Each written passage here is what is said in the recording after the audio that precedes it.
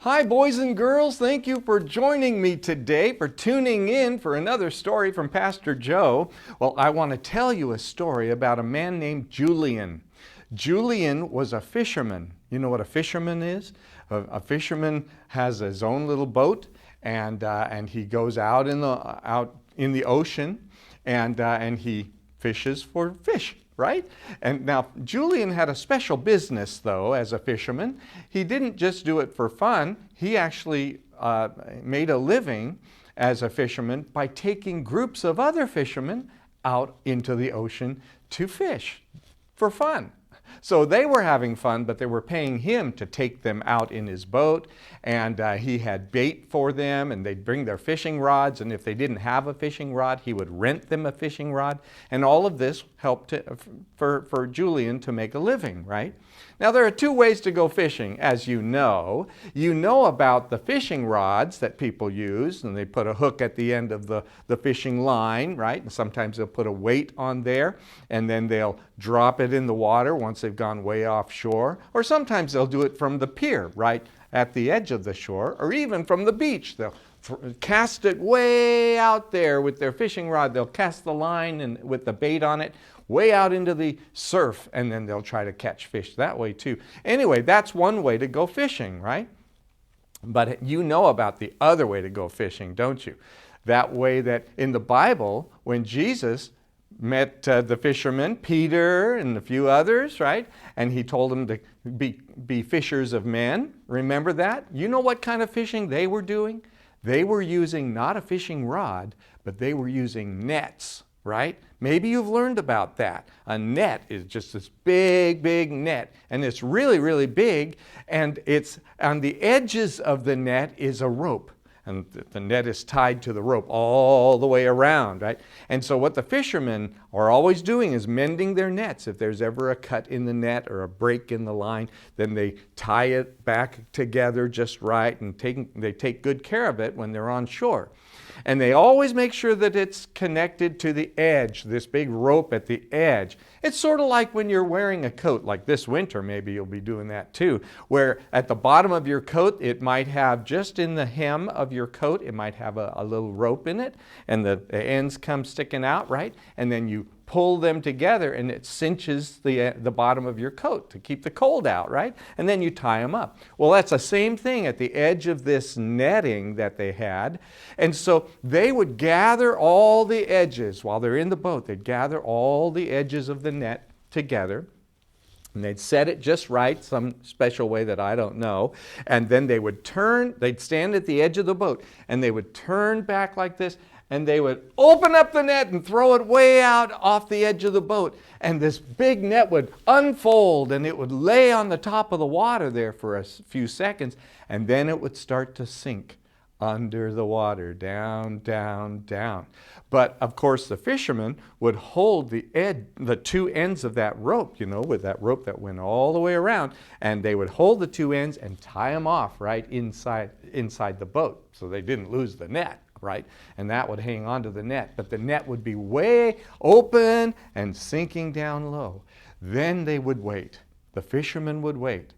And he would watch as best as he could down there, but he wouldn't always see, because down, just above where that net had sunk to, all the fish would just come swimming along, minding their own business. And after a while, he would decide to pull both ends of the rope together, back up toward the boat again. And while he's pulling them, it's cinching up. It's pulling all of the rest of the net closer and closer together. And the fish are inside the net, right? So it becomes sort of a purse. It becomes sort of a pouch that has this rope along the top. And the fish don't realize what's going on while they're pulling it back to the boat. Pulling it, and then the top gets all pulled tight together.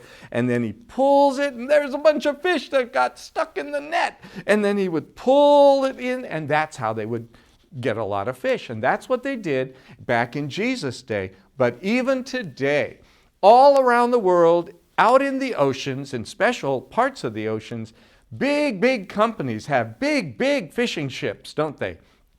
And that's how they get the fish that ends up in the restaurant ends up in your freezer, ends up in the grocery store, right? Ends up in a can of tuna, because tuna is a fish. And that's where all these fish come from. Most all of them are caught by nets.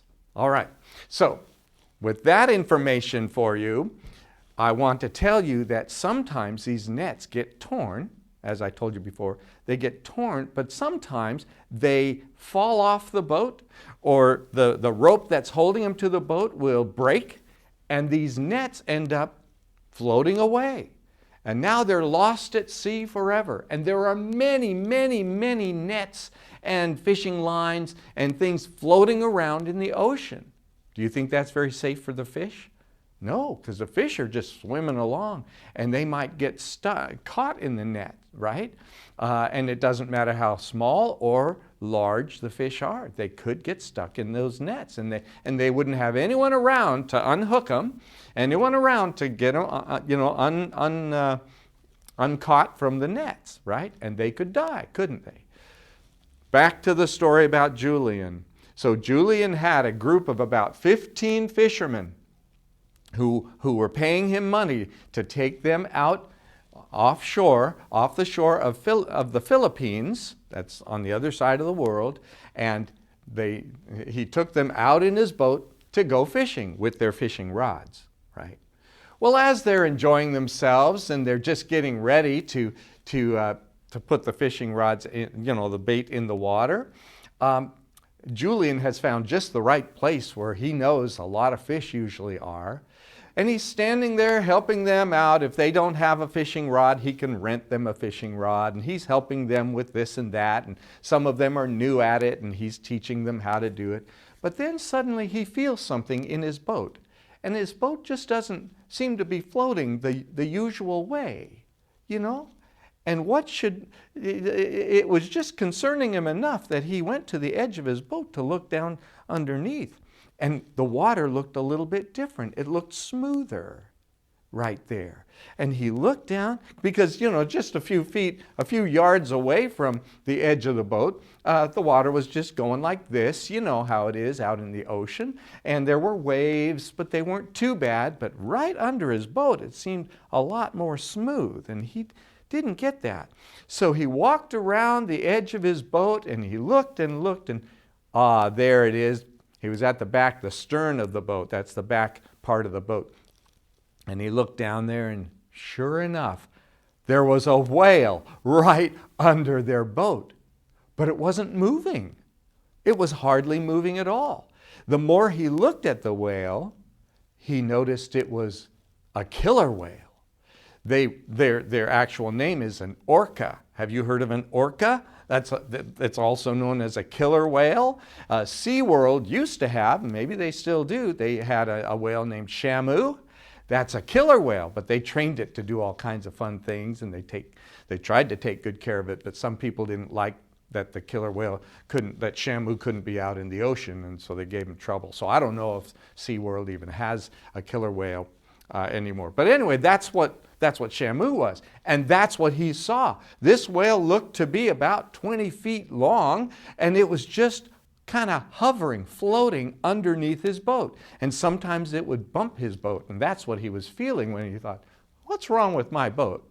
And so he discovered this orca right under his boat that was floating just a little beneath it, and just eventually he could tell the orca came up for a breath of air. You know how whales do that? They blow whatever water's in that hole, and they blow it out, and then they take a big breath, and they go back under the water, don't they? Maybe you've seen it on TV. Maybe you've gone out in a boat and done whale watching, and you've seen it for yourself, right? Anyway, so this whale, that's the most it would do, would come up and blow some water out, take a breath, and then just float back underneath. Now that's not normal for a whale. They usually like to swim around the boat that's close to them just to investigate, what's this? Who are these people? And what is this thing that I'm swimming around? And so you get to watch it. But this whale did nothing. It just stayed there, and once in a while barely came out of the water and got more air and went under. Well, this was concerning to Julian, who enjoyed actually getting in the water sometimes with the sea lions and other sea animals that would come swimming around his boat. And so he thought, there's something wrong with this whale.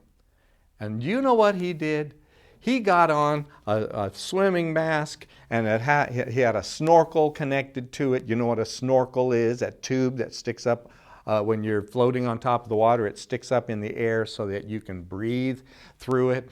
And he put those on, and he jumped in the water. And all the fishermen said, "What are you doing? That's a killer whale. You shouldn't be down in there." And but he knew that there was something wrong with this killer whale, and he had to find out.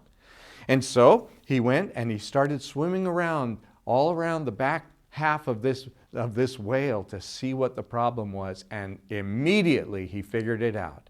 This whale was caught in a net, a fishing net that had been floating around, and the whale was just swimming around minding his own business, and he got caught in this net. And the net wrapped all around him, all around the back part of his body, and it was tangled in his big tail, and then it was up in the front part. It was caught around one of his side fins, you know, and this whale couldn't go anywhere. He was stuck.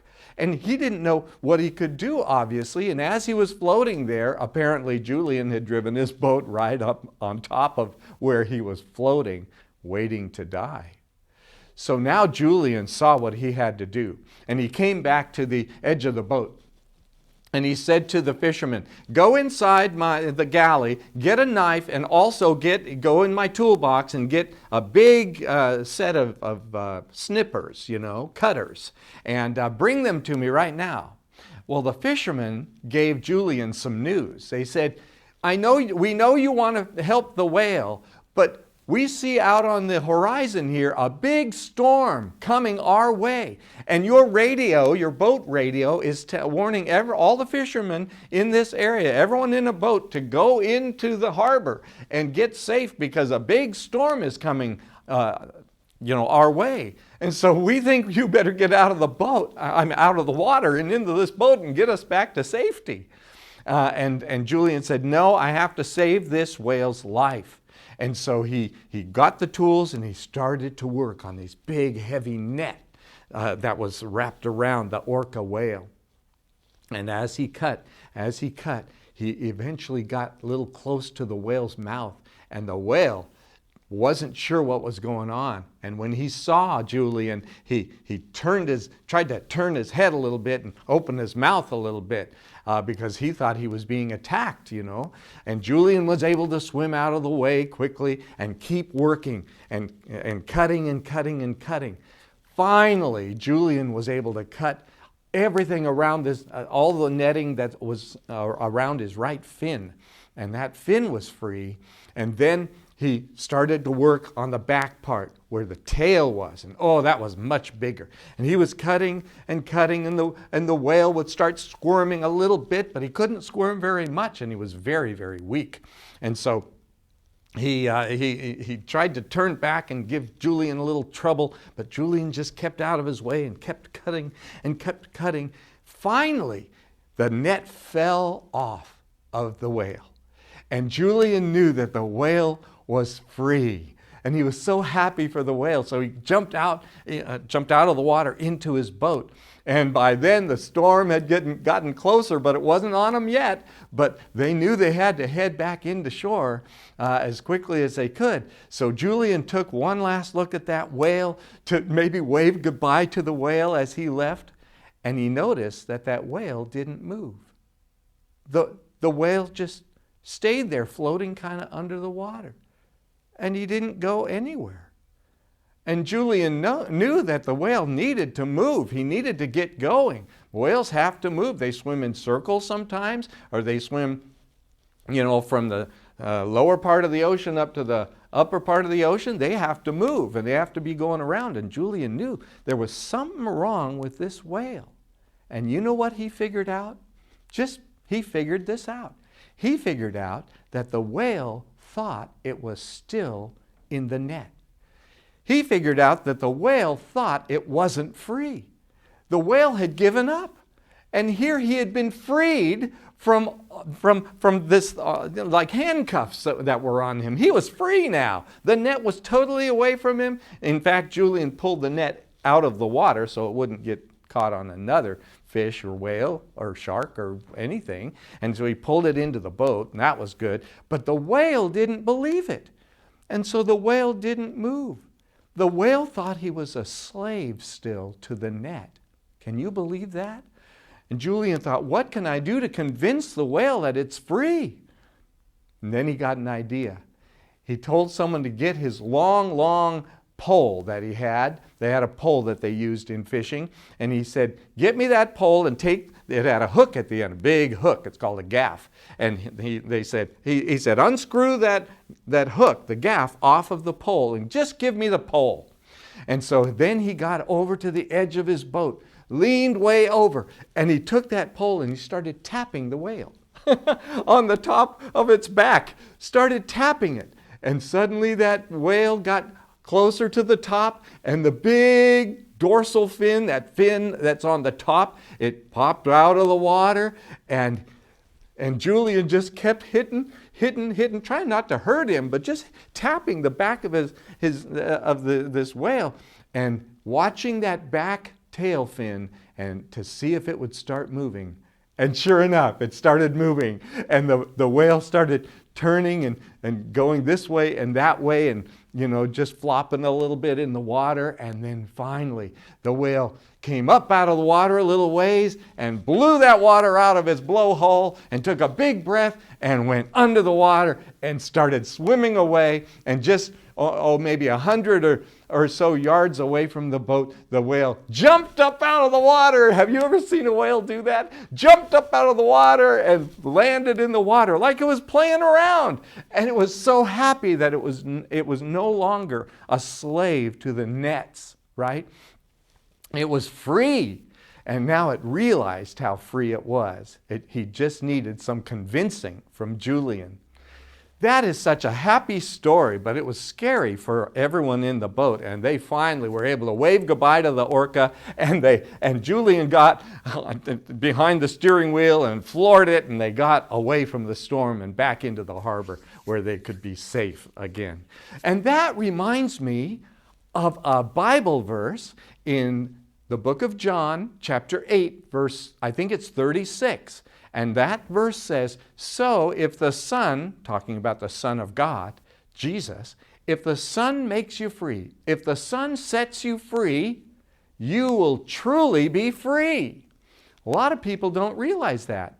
They don't realize that when they give their life to Jesus, when they say they love Jesus and they want to live for Him, and they want to just live as a Christian, they don't realize that having said that, that makes them free. Free from sin, free from all of the problems that come their way. The problems are still there, and the sin is still in our lives, right? But we don't have to be discouraged anymore. We don't have to hang our head low. Sometimes it feels like being a Christian, you don't get to do a lot of fun stuff. You know what? There's a lot of fun stuff out there that we shouldn't be doing. Isn't that true? And when we're friends with Jesus, and when we give our lives to Jesus, Jesus says, hey, you're free from all of that stuff. I will help you live a good, happy life that doesn't involve itself in things that can hurt you, right? So believe it. If you are Jesus' friend, you are free. And then you need to be convinced of that, right? Just like that whale had to be convinced of it. Remember to live a life that's free from sin. Doesn't mean you're going to be perfect and you're never going to have problems. But with Jesus in your heart, you'll be able to handle those problems and you'll be able to keep that smile on your face. Okay, maybe you'll even jump out of the water like that whale did, huh? Okay, thanks for listening to my story. Remember, if you have Jesus in your heart, you are free from all the bad things in the world. You can handle them as they come along. Okay, let's pray. Jesus, thank you so much for what you did for us on the cross. And we want to thank you, Heavenly Father, for your gift to us in Jesus, and for promising us your Holy Spirit that lives inside of us and helps us be strong enough to live through the tough times that come. All of the things that would constrict us, like the net constricted that orca.